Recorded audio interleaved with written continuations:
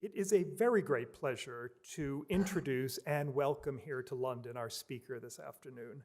Meghan Constantinou was librarian of the Grolier Club from 2011 to 2022 and has been a member of the club since 2013.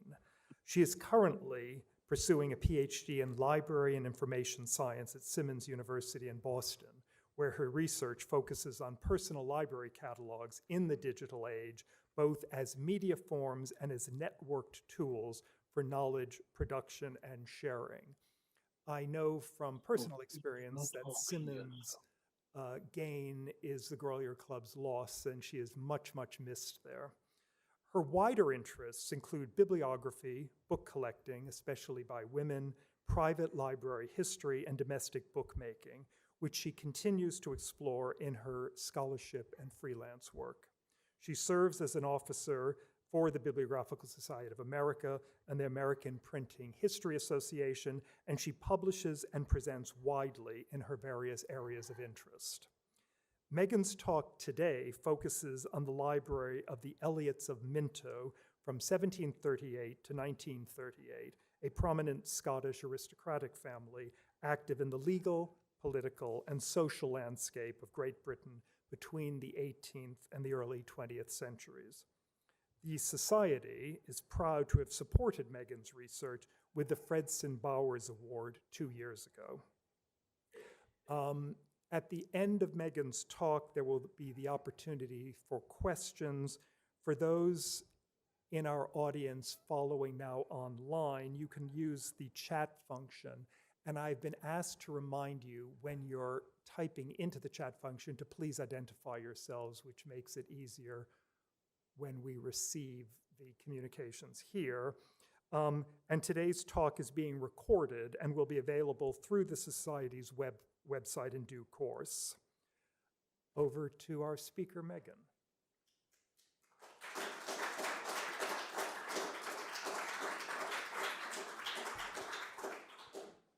Hi, everyone.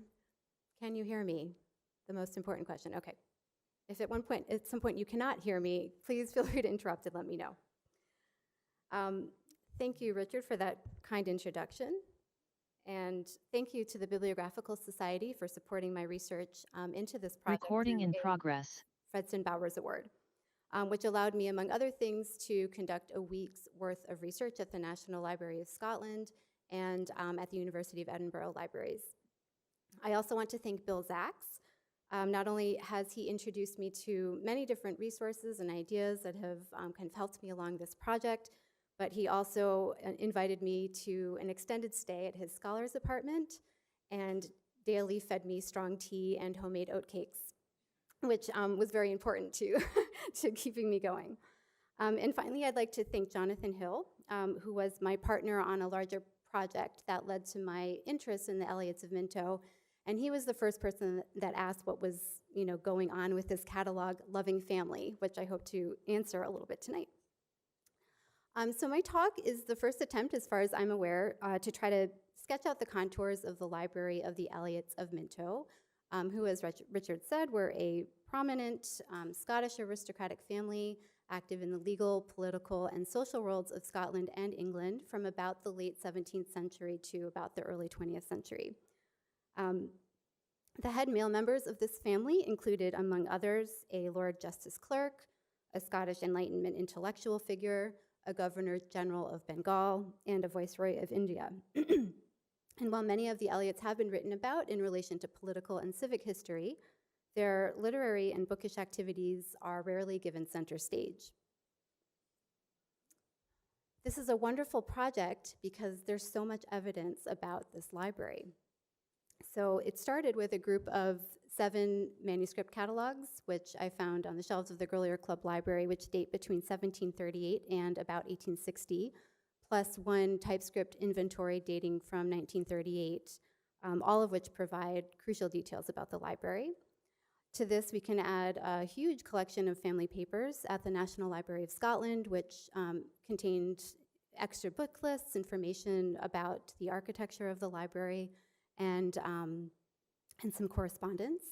We have 2 auction sale catalogs, one dating from 1920, which I haven't seen, but which I just learned there is a copy of in Oxford, so I'll be looking at that later this week. And a sale at Sotheby's in 1951, which was produced at that wonderful time when you had lists of prices and buyers' names. And we also have many books out there with surviving Minto book plates, which I've been trying to identify, and published histories, memoirs, and correspondence, which provide some of the human details and have given me some sort of indirect information about the library. So there's really a lot there. So the way I'm going to structure my talk tonight is because there's so much information, really what I've been doing over the last few years has been trying to just piece it together and create some sort of kind of shape of the library. So instead of going into a lot of detail onto any one phase, I'm going to do a kind of overview at the sacrifice of some detail and wider context, but I thought it would be most helpful to kind of give you this bird's eye view, and then hopefully further research can be done. So I'm going to break it down into 3 phases, and the dates of the phases correspond roughly to the different various lords of Minto. I did that pragmatically because this is the way the sources in general are organized, but I just want to stress that the library was used widely by many members of the family, especially women, and I found some great information about that. So I'm going to end the talk with just by introducing you to some of the Elliot women, and I think that also would be a really great avenue for further research. So the first phase extends between about 1730 and 1820 and is marked by the origins and growth of the library. So it was begun by all accounts by the 2nd Baronet, Sir Gilbert Elliot. They're pretty much all named Sir Gilbert Elliot. There's one that's not, who was born in 1693. He came from an old Scottish borders Reaver clan, the Elliots, which rose to prominence under his father, the 1st Baronet, shown up there on the top. The elder Elliot was a legal writer by trade, as well as a Covenanter and a staunch anti-Jacobite. He was elected to the Faculty of Advocates in 1688 and created baronet in 1700. And in 1703, he purchased Minto House, an old borders tower near Hoyk, Roxburghshire, which would serve as the family seat until the middle of the 20th century. And the house was eventually destroyed, which I'll be talking about.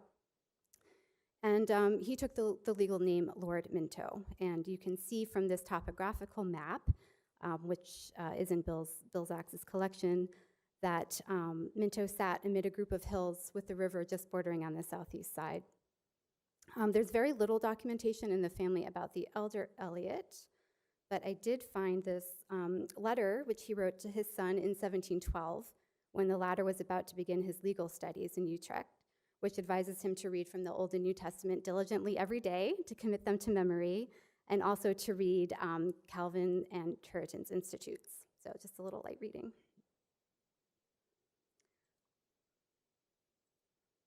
So while we'll never know whether the 2nd Baronet followed this sober reading advice, it's clear that his literary interests followed a much different path. He was admitted advocate of the Scots Bar in July 1715 and succeeded to the Minto estate in 1718, at which time he also adopted the legal title Lord Minto. In 1726, he was appointed to the Court of Session and continued to rise through the ranks until he was promoted to Lord Justice Clerk in 1763. And this was immediately following the tenure of another bibliophile judge and correspondent, Charles Erskine, whose library Karen Baston has studied in detail. But despite this elevated career in the law, I think his biographer said he didn't, maybe it wasn't particularly memorable for his contributions to the legal profession, but he is well remembered for his contributions to Scotland's intellectual and cultural life. So he divided his time between the Minto estate in Roxburghshire and a townhouse in Edinburgh, also named Minto House, which caused some confusion in the beginning. So that is shown here on the right, which he commissioned William Adam to design and build probably around 1726. So the Elliots were friends with the Adam family. He was a member of the Philosophical Society, the Society in Scotland for the Propagation of Christian Knowledge, the Society of Improvers in Agriculture, and a founding member of the Edinburgh Musical Society, as well as an accomplished flute player. As a member of the bar, he served on the committee responsible for the Faculty of Advocates Library, and he's credited with this anonymous 1752 work, which proposed improvements to the city of Edinburgh. He loved Italian literature, he wrote a little verse in Italian, and he corresponded regularly with Archibald Campbell, the third Duke of Argyll, Lord Kames, Francis Hutcheson, and David Hume. So he was really a quintessential early Enlightenment figure, but I think largely overlooked. Although his early years are not well documented, I think he probably began acquiring books as a law student in Utrecht, if we can look at other examples of contemporaries like Charles Erskine and John Clerk of Pennacook. One likely acquisition from these early years is a copy of George Mackenzie's An Idea of the Modern Eloquence of the Bar, published in English translation in 1711. This copy, which is also in Bill Zax's collection, contains Elliott's initials, along with the note that it was gifted by the father of the translator.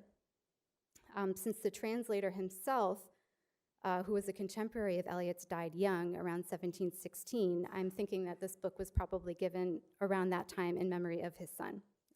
But I also want you to note that it lacks a book plate, which is something we'll get to later on. So I start to see a lot of bookish activities in the archives from the 1730s. So there's this wonderful bill from Crawford's auction, which I haven't found recorded elsewhere yet, for these books, including, I was very happy to see some bibliographical works. The Cotton manuscript and Bodleian catalogs are there. We also have some correspondence relating to books and reading from this period. My favorite is a group of letters that his estate factor, George Stewart, wrote to him while Elliot was in Edinburgh. And Stewart wrote to him asking for books to be sent to them in the countryside, mainly classical works, which he could read with his family for reading and improvement. So on June 8th, 1736, for example, he writes, "We are endeavoring to mind our business as much as possible. Tomorrow we begin the Virgil Aeneid and are near the end of the 6th book of Curtius. When the family have read the newspapers, they would agreeably be received here at the end of the week, if your lord would please order the servants to give them to the carrier." So just a little bit of kind of daily life there.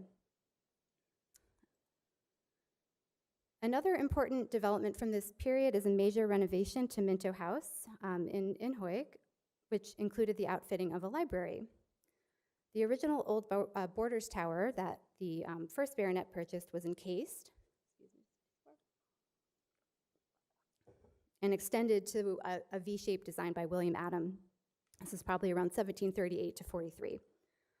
And you can see that distinctive V shape in that map on the left, and this engraving on the right is probably from about the same period, second half of the 18th century maybe. According to a written account, the library in this new structure was on the top floor, and I've been able to determine that this would have been on the southeast side over these 2 bedrooms, which are highlighted and which were on the principal floor. Situating a library on the upper floor, known as a skied library, was a popular architectural feature in Scottish country houses from this period. I'm told it's probably of French origin and was characteristic of many of William Adams' designs, such as the so-called High Library at Arniston House, designed around 1726, shown there on the left. This space has been transformed into a china room, but the library at Traquair House in Peebles, also designed by Adam, still has its library on the 3rd floor. And both of these houses were within 40 miles or less of Minto, so all in the same general area. And it's been suggested that placing the library away from the main arteries of the house in this manner was done to provide a place of quiet and solitude, or maybe a place for intimate social gatherings in this kind of 18th century period that we're looking at. The main source for understanding the library, though, is Sir Gilbert Elliott's manuscript catalog of 1738, which is now at the Grolier Club Library. Bound in contemporary reverse calf, this folio catalog lists approximately 1,600 titles of about 2,500 volumes in alphabetical order, with information on the author, the title, the place and date of publication, and the size. I would say, just to be very brief about it, that the collection represents a well-rounded library of the Enlightenment period, at a time when the Scottish book trade was greatly expanding. So it's not, we don't just see legal works, but history, philosophy, classical literature, dictionaries. So basically what you might expect to see of a well-educated gentleman interested in polite learning and improvement. And as such, it makes a nice point of comparison with other collections from this period assembled by Scotland's legal elite, which is fascinating, but something I'm not going to go into in this talk, but very interesting. We also know that Elliot actively used and enjoyed his library. So the family's 19th century biographer gives us this nice little anecdote that it was in the country that Lord Minto's real enjoyment lay. And as soon as the courts rose and the business of circuit was over, he hurried off to Minto, where surrounded with his family and his books, and occupied with his farm and his improvements, he passed the happiest days of his life. And we also can tell that he was generous in lending his books. So we have a letter from David Hume in May 1, 1760, which is while he was working on his History of England, writing, quote, "I have seen on your table a copy of Voltaire's Universal History. I must beg the favor of your lordship, if it be in the country, to bring it to town with you on the summer session, at least those volumes that precede the year 1500. I know that author cannot be depended on with regard to facts, but his general views are sometimes sound and always entertaining." The second baronet died in 1766 and succeeded by the third baronet, who is probably the best known Elliot to this group, I would think, because he had strong literary and intellectual connections to the Scottish Enlightenment. So rather than going into law, he became a politician, serving as MP, Lord of the Admiralty, and Treasurer of the Chamber under George II and III. He was a friend and correspondent of many Enlightenment figures, including Hume, who trusted his opinion enough to send him a draft of the dialogues concerning natural religion for feedback, which Eliot somewhat famously disapproved of for its religious skepticism. This is the letter here on the right. He was a dedicated Presbyterian. He was a member of the Poker Club, a founding member of the Select Society, which included luminaries such as Allan Ramsay and Adam Smith, and he also wrote some poetry of his own. At Minto House in Hawick, so the Edinburgh townhouse at this point had been sold, he hosted people like William Robertson, Elizabeth Montagu, Lord Kames, and Hugh Blair. Sadly, I don't have very much information about the library from this period. He wasn't baronet for very long. He was 1766 to 1777. He may have transferred some of his own books from his residences in Fife and London. I have found some books with this book plate, which mainly on bookseller sites, which are attributed to him, which I have no reason not to believe, but I haven't found the evidence. So book plates is going to be a recurring theme. I might ask for your help with book plates if anyone has thoughts at the end, trying to figure out whose book plates belong to who. So I don't, as I said, I don't have much information about the library during that 1766 to 1777 period, but 5 years after his death, a contemporary would describe Minto House as having one of the best private libraries in the Scottish countryside, alongside Mellerstain and Kelso.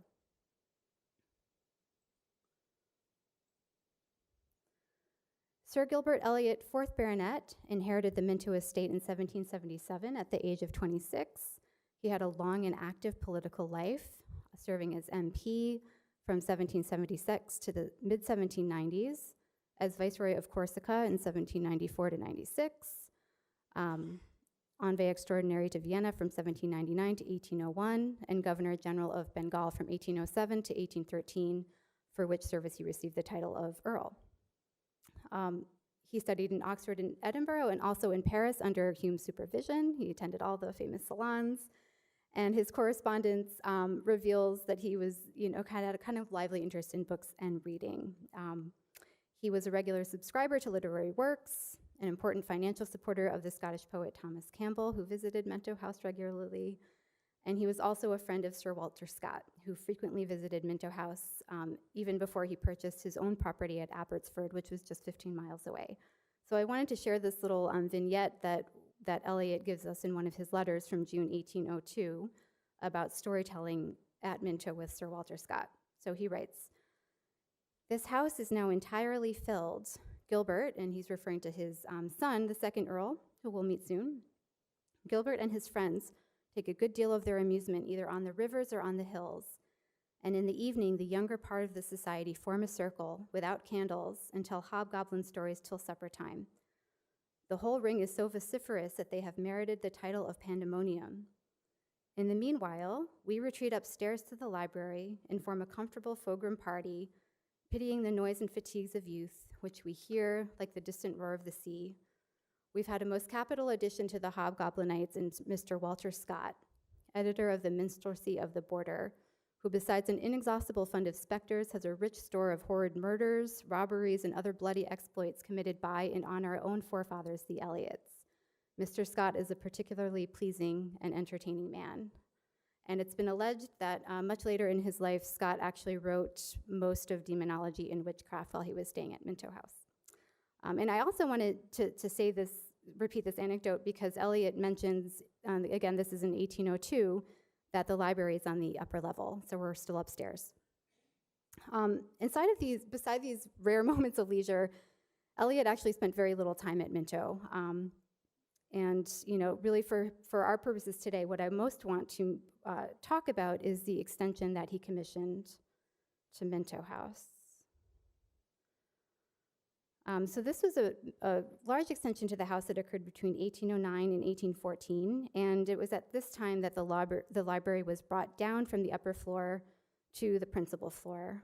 So I've just highlighted here some of the areas where the house was expanded. Where there had formerly been 2 bedrooms on that principal floor, now we have a library. It measured 46 by 24 feet. It had 18 wall cases around the room, 2 cases above the doorways. Each case measured roughly 10 feet high and accommodated 7 shelves of gradually increasing height. The cases were assigned letters A through T, starting from the right of the fireplace and moving clockwise, and the walls were painted red, which they remained until the house was torn down.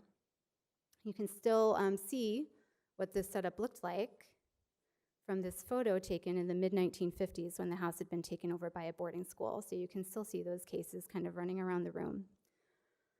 Unfortunately, the first Earl never got to see his new library because he died on the way back to India. So that's kind of sad. We also have a library catalog from this period, which I was able to date because of the watermarks, which date to 1804, and the imprints go up to about 1820. It includes a shelf list at the end with shelf marks composed of a letter of the alphabet plus a number, which seem to correspond to this bookplate, shown again on another book from Bill Zax's collection. All of the books I found with this bookplate so far have imprints dating 1808 or earlier, so right before that 1809, 1814 renovation. But I'm going to be looking at some more books this week, so anything can happen. This catalog was labeled Old Minto Catalog, which I know you can't see, but that kind of gold smush on the title says Minto Old Catalog. And there's also a note in the second Earl's hand that what follows is not to be copied. So I think this is because, as I'll explain shortly, this catalog was the one in use before the renovation, which was then used as the basis for an updated one made in the mid-1820s for the new library room, which had a different shelving arrangement. So I'm thinking this might mean that this bookplate was used by the first Earl and maybe his predecessors. But again, I'll show them all to you at the end, and maybe you can let me know what you think. Where are we going next? Okay, so that's the end of our first phase of the Minto Library. The next is going to cover the 19th and early 20th century, which covers the tenures of the second through the fourth Earls. And this period really represents time of kind of consolidation and improved management of the library. By the mid-1840s, the size of the collection had reached its peak of about 12,000 volumes. And by 1866, a contemporary would describe it as one of the most valuable private collections in the south of Scotland. But I want to introduce this period with another anecdote. This one is in the memoirs of Lady Frances Russell, from the 1830s. She was the daughter of the second Earl of Minto and later the wife of Sir John Russell. So the biographer writes, "Minto House, where Lady Fanny was born, is beautifully situated above a steep and wooded glen and is only a short distance from the River Teviot. The hills around are not like the wild, rugged mountains of the highlands, but have a soft and tender beauty of their own. Her childhood was far more secluded than the life that would have fallen to her lot had she been born in the next generation, for her home in Roxburghshire in coach and turnpike days was more remote from the central stir and business of life than any spot in the United Kingdom at the present time. And this would have been in about the 1920s that this biography was done. Lady Fanny used to relate what a great event it was for the household at Minto when on very rare occasions her father brought from London a parcel of new books, which were eagerly opened by the family and read with delight. Those were not the days of circulating libraries, and both the old standard books on the Minto library shelves and the few ones occasionally added were read and reread with a thoroughness rare among modern readers, surrounded by a multiplicity of books, old and new. Lady Fanny's father, the second Earl of Minto, served successively in the House of Lords, as ambassador to Berlin, First Lord of the Admiralty, and under his son-in-law, Sir John Russell, as Lord Privy Seal from 1846 to 52. I think he, of all of the people I'm talking about tonight, exhibited the most bibliophile traits. He was especially interested in science and meteorology. He maintained the family's friendship with Sir Walter Scott, so he was the young Gilbert around whom the Hobgoblinites were gathering. And he became an early member of the Bannatyne Club. So he was of the second class, I believe. And on the right, yes, I just wanted to show you the 1842 edited correspondence that he did for the Bannatyne Club of George Bailey of Jerviswood. So he was bookish. The family archives contain several invoices from the 1830s for purchases from London bookselling firms. Another favorite was Payne and Foss. I didn't put one of those up here. Also in the 1840s and 50s, he employed the bookbinding firm Henderson and I think it's pronounced Bisset, B-I-S-S-E-T, of Edinburgh, to bind dozens of volumes of his father's correspondence. So he did a lot to kind of get the family archives in shape too. But before all this, in the 1820s, he undertook a major reorganization of the family's books to populate the new library room at Minto House that his father had recently commissioned. He engaged David Lang, a leading Scottish bookman who many of you know about, to help arrange the new library and to prepare a catalog. The project, which started off well, but eventually led to some frustration on both sides, is very well documented in a series of about 24 letters from the second Earl to Lang, which is now part of the Lang correspondence at the University of Edinburgh. While these letters are not unknown to scholars, it does seem to be generally unknown that Lang's catalog, or catalogs, as we'll see, are now at the Grolier Club. So we get a nice multifaceted window into this episode with both the correspondence and the catalogs. So plans began in the summer of 1823 when Minto arranged for Payne and Foss to send 96 or 97 moderate-sized cases of books from the family residence in London to Scotland. Lang was charged with inspecting these cases on their way to Minto House and having the, quote, old Minto catalog copied, while the new library shelves were being painted, varnished, and burnished. Here, I'm just gonna slip over. No, that is where I wanna go. So you'll recall the old Minto catalog that I mentioned earlier with that shelf list that was not to be copied over. And I think that's what they're talking about. I'm gonna bring that one back up. Okay, so that's the catalog. By January 1824, Elliot reports that 2 copies of the old catalog had been made, although the lines were, quote, too near, making them possibly too troublesome to cut out. And that's why I have that Sheffield Park catalog. So to me, this suggests that what happened was the old catalog was copied, but for the purpose of having the titles cut out into strips, which could be then used to basically work as a working method to make the new catalog, which I think is fascinating. And we have an example of what this might have looked like at the Grolier Club within the Sheffield Park manuscript, which is magnificent. It's 6 huge folio volumes. They all look like this, and it's from about the same period, the 1820s. Throughout the spring of 1824, the Earl conducted a massive book inventory, going from room to room in Minto House, producing marked up lists, boxes of slips, and memorandums for Lang to work from. He mentions a list in which he placed an M or an L before the titles, depending on whether they had what he calls a Minto or a London ticket, which might be a book plate, I'm not sure. I haven't found this list, but it does confirm that this project in the 1820s was as much about consolidating and inventory management as it was about a catalog project. And it's very librarian. It's a very librarian type of project. So we recognize our own. It was really fun to read that. Okay.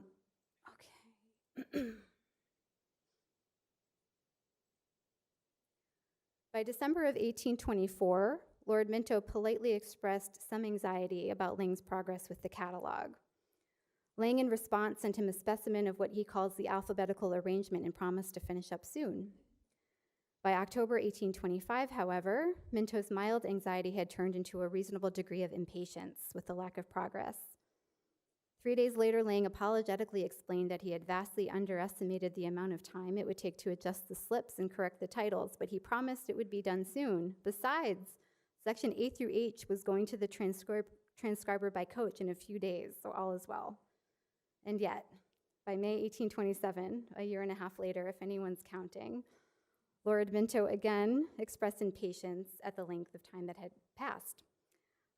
Finally, 6 months later, in September 1827, there's an audible sigh of relief on both sides when Lang reports that the 3-volume alphabetical catalog was finished and would be bound in plain stout Russia with full gilt edges. And here we have it at the Grolier Club, this beautifully handwritten, large folio alphabetical catalog. So in spite of the tension that resulted from this project, the relationship between the two men remained on good enough terms for Minto to ask Lang toward the end of 1828 to make another catalog, this time one that was classified and smaller, so as to be of, quote, easy reference and more convenient dimensions. So he was taking an active role in telling us why he wanted the catalogs, which is great. And then you can see here on the left that Minto is making corrections to the classification scheme. He was just very involved in the project. And here is the 2-volume catalog, which is also now at the Grolier Club. And it's nice because it tells us a lot about the kind of contents and the nature of Elliott's collection, but it has this wonderful table, tells us how much the library had spread throughout Minto House by around 1830. And that sketch on the lower right, if you're wondering, is another one from the 1809-1814 renovation, which shows another room with books. 25 years later, the second Earl was added again. Lang's 2-volume catalog was interleaved, and all the interleave sheets bear watermarks from the mid-1850s and some dates. They're heavily marked up with notes about the locations of books, books that are removed, missing sets, duplicates, and then there are just countless memos in the papers with inventories and things that are missing and missing sets. It's really kind of overwhelming domestic library management project. And I just wanted to show on the far left this nice little list of books in the housekeeper's room in honor of the recent article published in the library by Melanie Bigold. So it's unclear. I'm not really sure what the status of the library inventory project was at the time of the second Earl's death in 1859, but it clearly continued under the third Earl, Sir William Hugh Elliot, a politician and social reformer. It was during Sir William's time that a new library and billiard room outfitted with bookshelves were installed on the terrace level. That's the area in red I've outlined, and then the area in blue is where the former library, the 1809-1814 library was.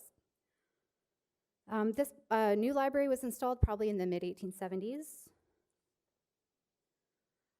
Sir William didn't seem to take too much of a role in the project, but his brother, George Francis Elliot, who was a lawyer in the family, would later become the family biographer, did take an interest and was engaged in the mid-1870s in, again, inventorying the books throughout the house. So there's a lot of inventorying going on at this time in preparation for populating this new terrace library.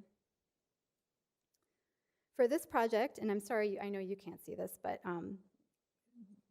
for this project, they took Lang's 3-volume catalog instead as the working copy.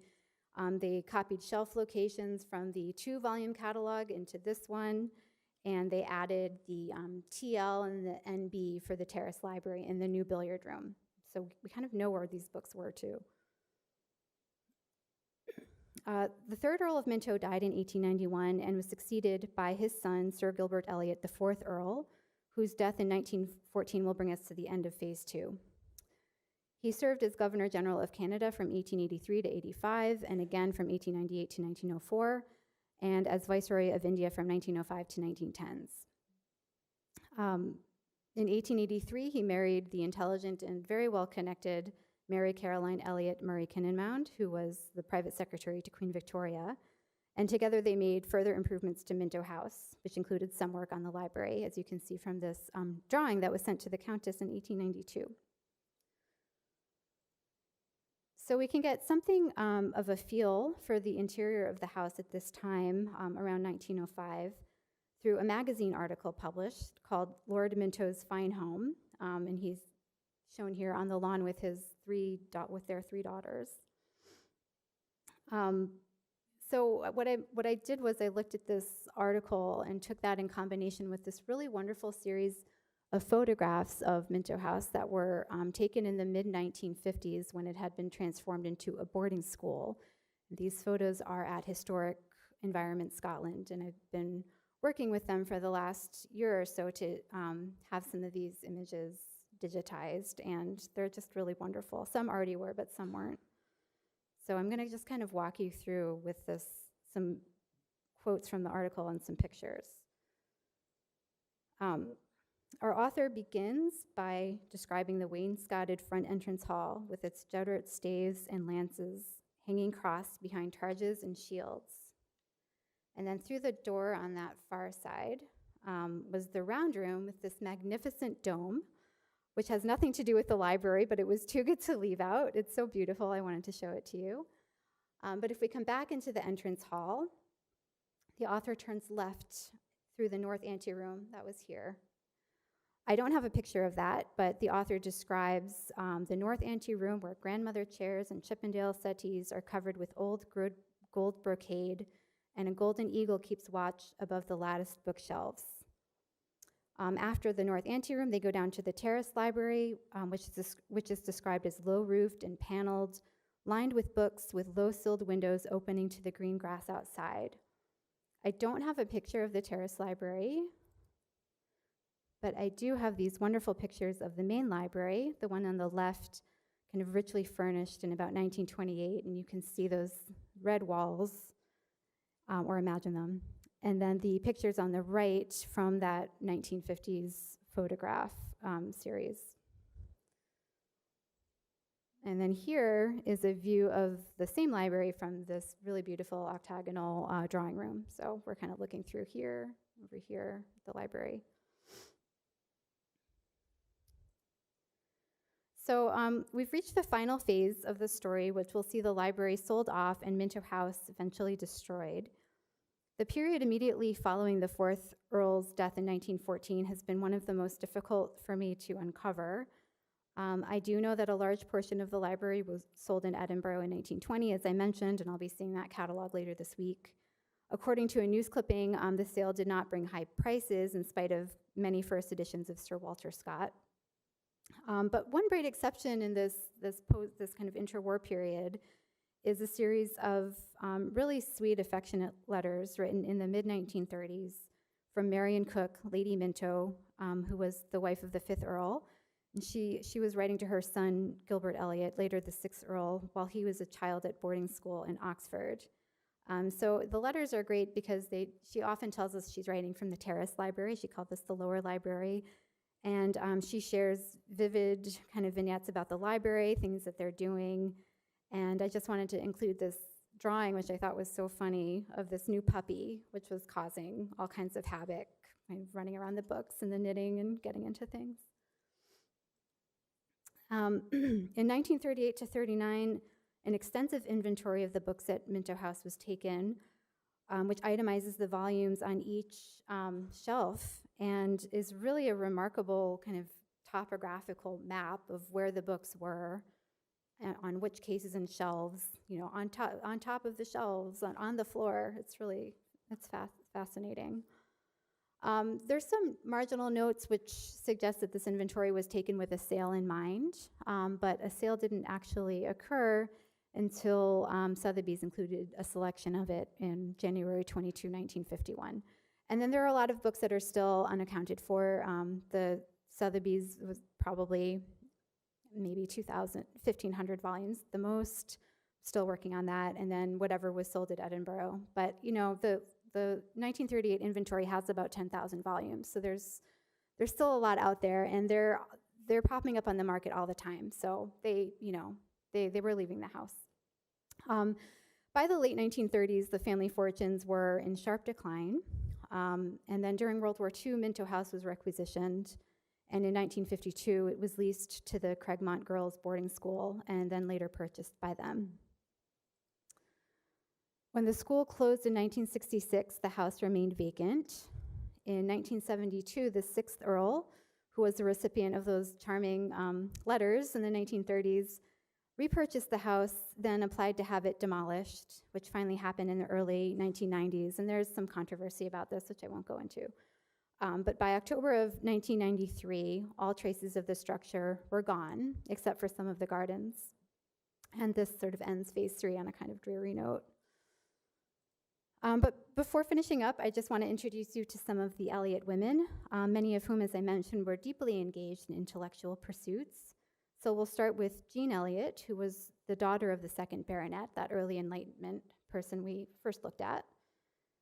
Born in 1727, she wrote now famous lyrics to a folk ballad called The Flowers of the Forest, about the soldiers that died in the Battle of Flodden Field. Jane, as she was called by the family, allegedly wrote these verses while she was riding in a coach with her brother, the third baronet, who was that friend of David Hume, who had challenged her to a poetry competition, and she won. The Flowers of the Forest became very popular, and in 1803, Sir Walter included it in his border minstrelsy. I have a hard time with that word, minstrelsy, with the author unattributed at her request. Described as having a clear head, Jean often helped her father read and manage his legal papers, and she remained unmarried throughout her life. So she was in the house with him basically until he died. In the next generation, we have a wonderful series of letters exchanged between Anna Maria Amyand, wife of the 4th baronet, and her sister, Harriet Maria Amyand, who married James Harris, 1st Earl of Malmesbury. In addition to sharing details about books and reading, peppered with quotes from Shakespeare and Latin classical authors, Lady Malmesbury talks about diverting herself with chemistry, physics, and geometry, noting at one point that she must, quote, go for Mr. Ellis is to read me Newton's optics while I net a purse, end quote. Meanwhile, Lady Elliot was busy teaching her children Latin, a skill that greatly impressed her sister, who wondered why she didn't also take up chemistry. The eldest daughter of Lord and Lady Minto, I don't have a picture of her. She was also named Anna Maria, but they called her Annie. So she seems to have had some erudition as well. Her father teases her for being a blue, and Lady Minto reports that some people are worried that Annie's passion for reading is carried too far, although her mother was not concerned. Later in Annie's life, in 1826, Sir Walter Scott wrote in his diary, quote, went to Minto, missed my facetious and lively friend, Lady Anna Maria. It is the fashion of some silly women and silly men to abuse her as a blue stocking. If to have good sense and good humor, mixed with a strong power of observing, and an equally strong one of expressing, if of this the result must be blue, she shall be as blue as they will. Such cant is the refuge of fools who fear those who can turn them into ridicule, end quote. So she must have had some kind of sharp wit, that one. Mary Bryden, I'm not sure how to pronounce that, someone can correct me, wife of the 2nd Earl of Minto, was the daughter of the author Patrick Bryden and granddaughter of William Robertson. She apparently helped Dr. John Jameson with part of his Scots language dictionary, in thanks for which he sent her a poem in what he calls the Angus dialect, which is otherwise unknown, and I want to thank Susan Rennie for that reference. Later, we see her writing a border ballad in honor of the marriage of her daughter, Lady Frances, to Lord John Russell, and Lady Frances herself was a great reader, and she read Dante, Shakespeare, Milton, Cowper, Burns, Byron, Longfellow, many others. And then finally, I want to mention Nina, Countess of Minto, on the far right here, wife of the third Earl, who was interested in the family history, published several volumes of the first Earl's correspondence, and I was just reading some of her published letters and journals today at the British Library, which is, it's a privately published book that's very difficult to get in the States, and I'm just floored by this is an intellectually formidable person, and she was very actively using the library. There's a lot more there. But I am going to wrap up now. So I think just by way of conclusion, this project has been a lot of detective work, but I do think I've been able to piece together a kind of a satisfying picture of how this library developed over a 200-year period. I can't say that I found anything, or yet, anything especially unusual. Each phase seems to fit in comfortably with one might expect to see in a library of its time and place and social class.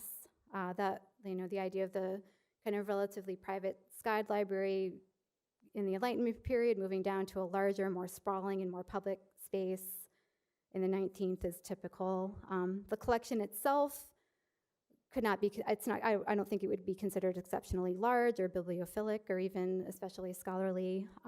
But what does make the Minto Library stand out, in my opinion, is the extent and the breadth of the sources that allow, especially a private library, to be traced with a high degree of continuity over such a long period and from so many different angles. So while I'm really just tried to give a general outline here, I think there's a lot of room for deeper, more historically and culturally situated analyses that would bring this library into dialogue with other studies of private libraries, both in Scotland and especially for the later years in England. So by conclusion, I would say this library offers an embarrassment of riches that I have greatly enjoyed piecing together. Thank you.